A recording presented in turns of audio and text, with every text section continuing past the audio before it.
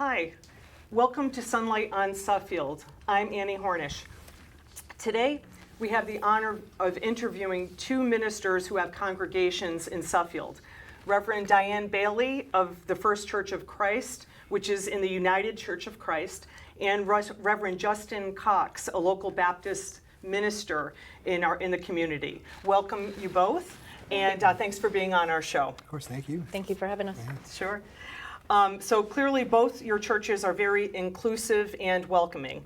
And Reverend Bailey, the First Church of Christ, is described on your website as an open and affirming church. Yes. On your website it reads, quote, we celebrate the total identity of each person, regardless of ancestry, origin, age, economic status, physical, mental ability, gender identity, gender expression, and sexual orientation. And that, as a declared open and affirming congregation, quote, we commit to work towards ending ignorance, fear, hatred, prejudice, and discrimination against people perceived to be different, including our lesbian, gay, bisexual, and transgender members and friends. And it's beautifully put. And Reverend Cox, you are very well known in the community as being a strong ally for those in the LGBTQIA plus community, as well as being a strong advocate for racial equity. And so thank you both for all the great work you do for our community. Now, what prompted this interview, it was an event that you both held on June 25th, 2024. It was a screening and discussion of the documentary film 1946, The Mistranslation That Shifted Culture. And several members of Sunlight on Suffield attended that screening, and we all greatly enjoyed it. And several of us were quite frankly flabbergasted by what we learned. So Reverend Bailey, would you like to start by describing to our audience what 1946 is all about? Yes. Yep. So it's a documentary movie. It's about 90 minutes long, I believe. And I'll preface this with, I was surprised by this too. Seminary career, Andover Newton Theological School, Hartford Seminary, and it was not something that I knew until I watched this documentary. And so it tells about in 1946, leading up to 1946, they were making a new translation of the Bible. And they started to dig and to understand where homosexual came in the Bible, like when did it appear, because it hadn't appeared previously, and what changed the translation. And so they did an incredible amount of painstaking research to figure out where that came from. And it was almost an oversight. And then they tracked down this one gay man who wrote a letter saying, no, this is a wrong translation. And the translation really should have been about heterosexual deviance. Nothing to do with homosexual relationship at all. But the decision was made to change it from there to there.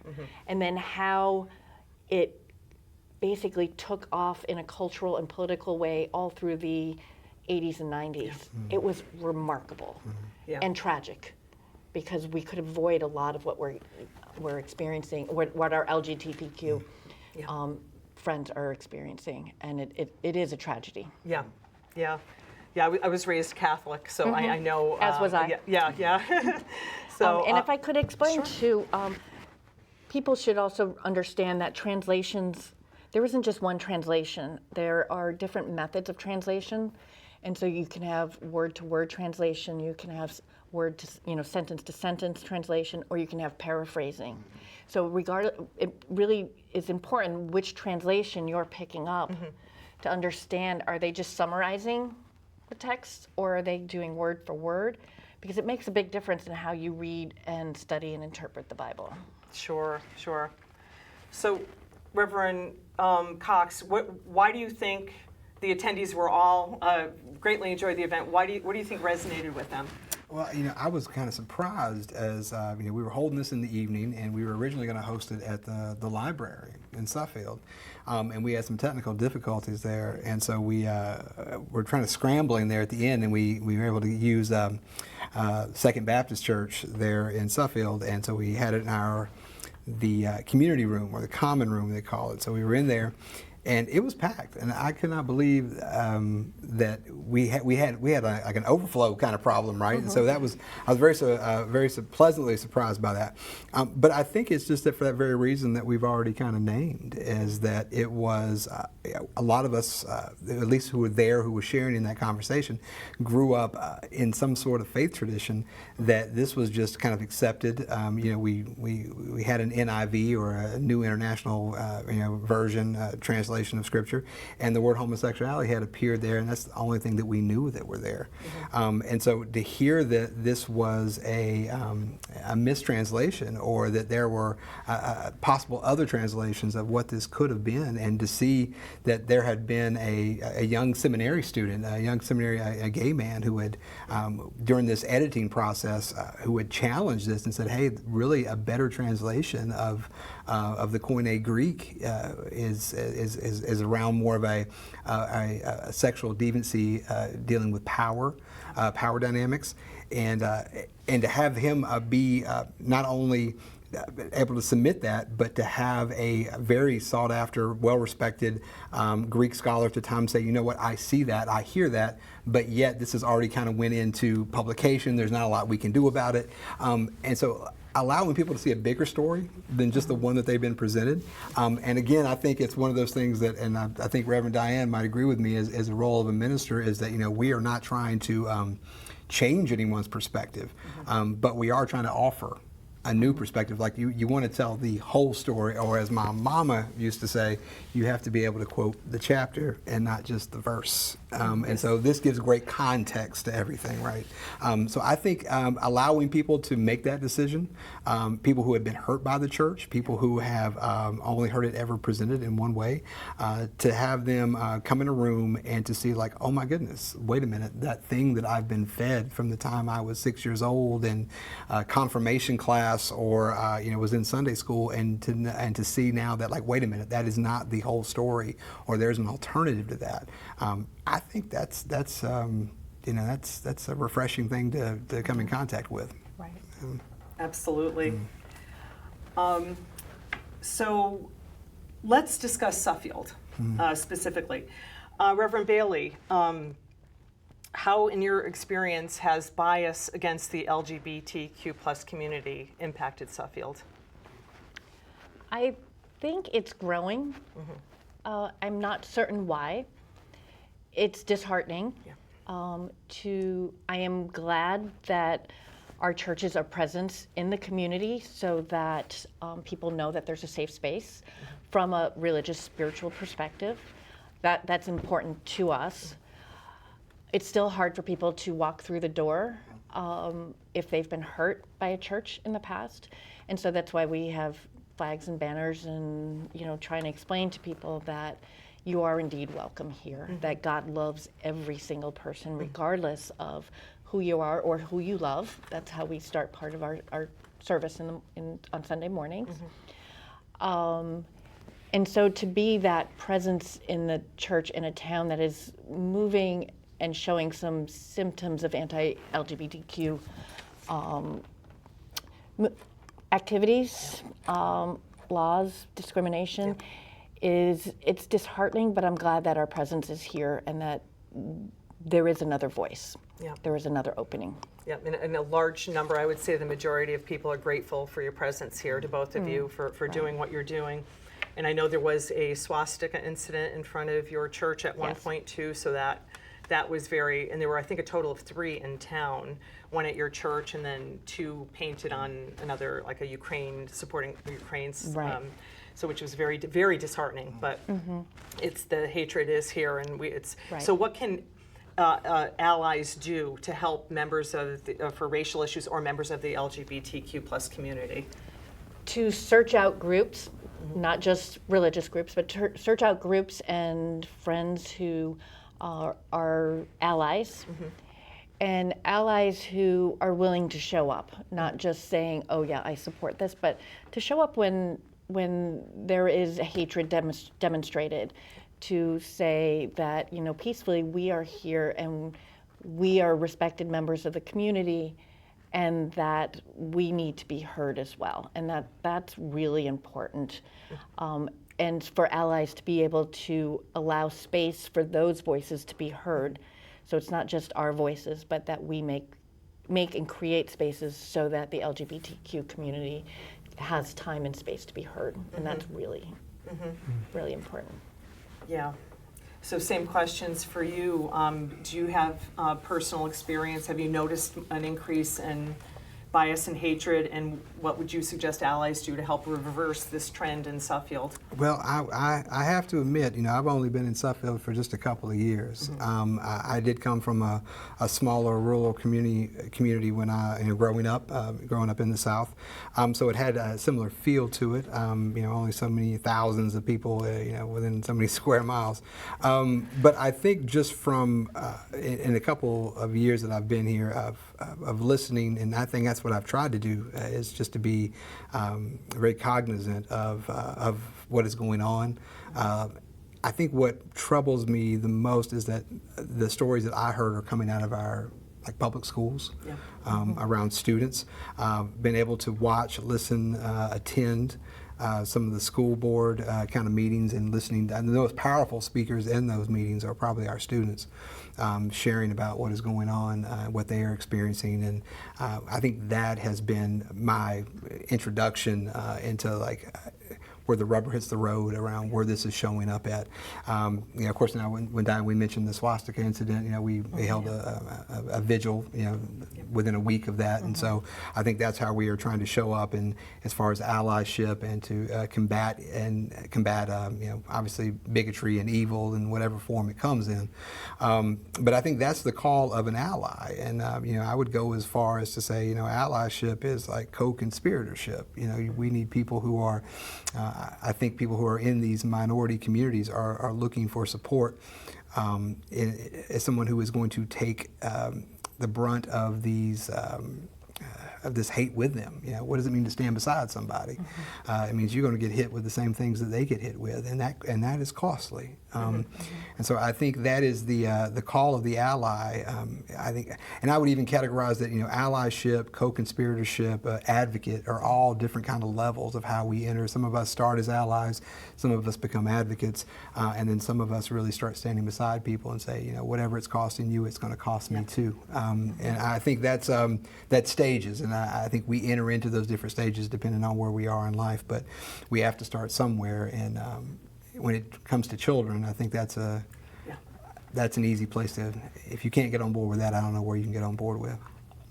Yeah, I agree. There's been a lot of very disturbing issues in the school system.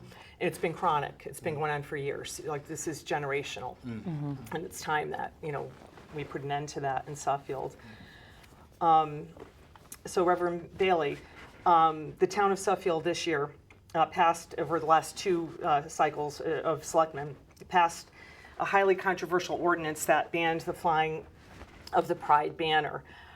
There was also the matter of a book that was censored in the library, and the subject matter of the book dealt with pronoun usage. It was the book, What Are Your Words? The first selectman has been, in my view, snooping around the library as well, wanting to get to know who is gathering together in meeting rooms, in spaces in the library. And then finally, there was a very controversial attempt to limit gatherings on the town green, which was unconstitutional, and pointed out to town leaders almost immediately, and with a vigorous response that drew national attention. And it seems like the purpose of that town green ordinance was specifically to prevent Pride event success on the town green, like was primed to occur. So what, if any, message would you give to our town officials regarding bias and racism in Suffield? Well, I can only speak as being a minister in Suffield, as I actually live in Granby, so I'm not a town resident. But I think we really need to look at what public spaces are providing for our community, in particular the library. that you can enter into a library and have choice as to what you read or not read. Our young people have smartphones at very young ages, Yep. wide open. They can read so much banned stuff that you won't even never know that Yep. it's been banned, okay? That we need to look at us as one community, and even if you disagree with something, then don't participate. Okay, if let it be that we need to come together in dialogue and communication Yep. in order to be able to start healing some of these hurts. And for one group to say, no, you can't have this or do this because I disagree with it is just, Yeah. that's not about being in community with one another. I agree. And what I found especially offensive, the current Board of Selectmen, when they passed the flag policy this time around, it was unanimous. And that was a huge disappointment to anyone who advocates for the LGBTQI plus Right. community. But it's also like, I'm a lifelong Democrat, and part of the Democratic Party's platform includes an element of promoting inclusivity. Right. And so to have two Democrats both vote to ban the flying of the pride flag was especially offensive to me, and that's something. Not that it's not right for any of them, in my view, to have voted for that, but that was especially disturbing. So, yeah, do you have any comments on what's been happening in town? And I think as far as like being a minister in town, and I don't think it matters who is on a board or who's in office. I think part of a minister's role is the way I understand and of course I look through the lens of a Baptist faith, and so Baptists historically have been dissenter groups. They come out of a Reformation tradition that has challenged power, challenged empire. So any form of empire that comes up and looks to oppress people, I feel like I have a moral obligation to speak out against that, and a lot of that does come from my faith of being of worshiping a God who I do believe is who cares about the Imago Dei, the image of God on everyone. And so if there are brothers and sisters in our community who are not getting the same access to materials or land that everyone else seems to be able to get a hold of, then I have a obligation to say something. So this is like in the Baptist, like Fannie Lou Hamer and Martin Luther King Jr. and the Will Campbells, who were doing that work in the 1960s to say that something is wrong. You can critique the system, and it's not an individual that I want to critique. But if an empire or government is actively looking to take something away from people, then yeah, I take issue with that. So that's kind of why I stay in this. And so I think on that, political parties, be that what they are, if they all work for empire, then I give them no quarter. Yeah, and I'll also say that I tell my congregation that I will preach political speeches. I'm not going to preach a partisan speech. So Jesus was very political. He was calling out the Roman Empire with much determination. I mean, we often think of Jesus as, white flowing robes and looking like, Michael Bolton, and but he was calling out the empire. He was calling out the oppressors. He was calling out those who were hurting the lower class people. And so, yes, I will preach a political speech of you need to vote for somebody who's going to feed the poor, visit the sick, help the imprisoned, and whichever party that is, if you're a faithful Christian, that's who you need to vote for. So I'm not preaching politics, I'm not preaching partisan politics. But I will preach the politics of Jesus Christ. Yep. I always like to say that I don't like to preach politics, but when policies impact people, then I have no choice but to preach that. Right. You know, Yeah. Right. so we at least bring it to people's attention to know that it's going on. So going on. again, they don't have to think like me or believe like me. I don't want to create an echo chamber or by any means coerce people into believing or thinking what I think. I would be a very boring group to be in. But I do want them to know and at least have some kind of exposure to a different way of thinking or a different perspective on what they look at. And so I think that is like Reverend Diane said, I think that's what we are called to do as followers, and other faiths are doing the same kind of thing. So, Right. It's true. Sometimes people say, I don't want to get involved politically, but a lot of these, like some of the offensive things that have happened in town are completely using public policy to achieve oppression, frankly. And so, and it's both parties, frankly, doing it. In Suffield, that's the case. So it's not, you know, and there's good people from both sides of the party, right? Good Republicans, good Democrats, but we seem to be stuck in some kind of a rut here in Suffield, and that we need to break that. So, so do you plan on showing other movies or other documentaries, and then following it with a moderation?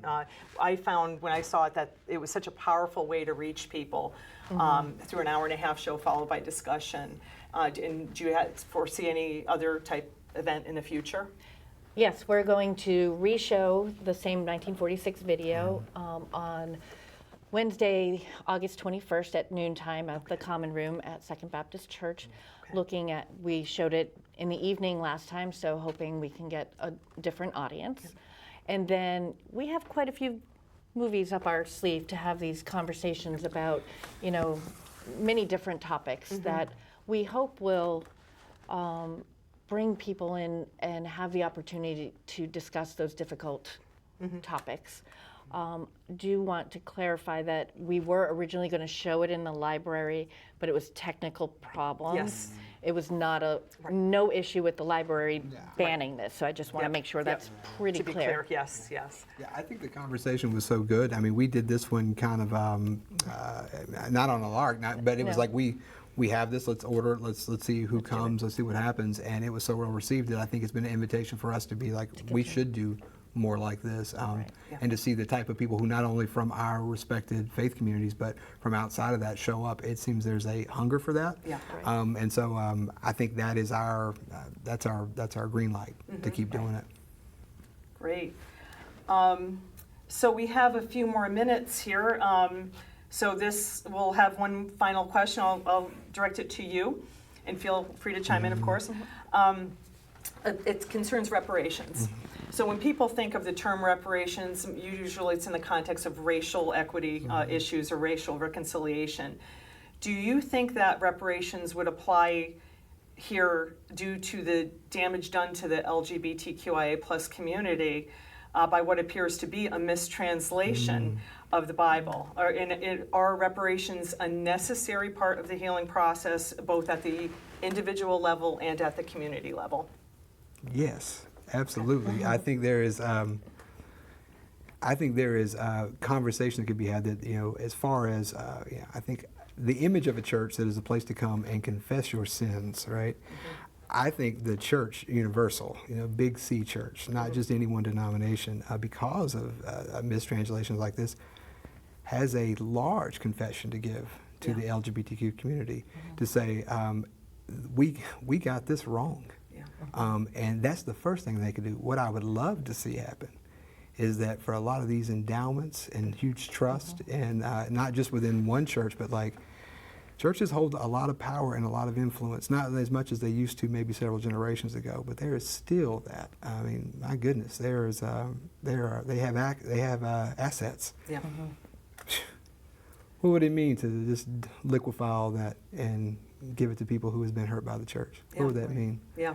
No more stained glass windows, no more this. Right. Now, I'm probably talking myself out of a job here, but I mean, that's the radical call, right? And if we can help people like that, we have to start somewhere. I think an apology, I think an openness to say, like, we should be doing something different. And but I think you could go as far as to take it to where some of the conversations are going around racial reconciliation to say, what do we have?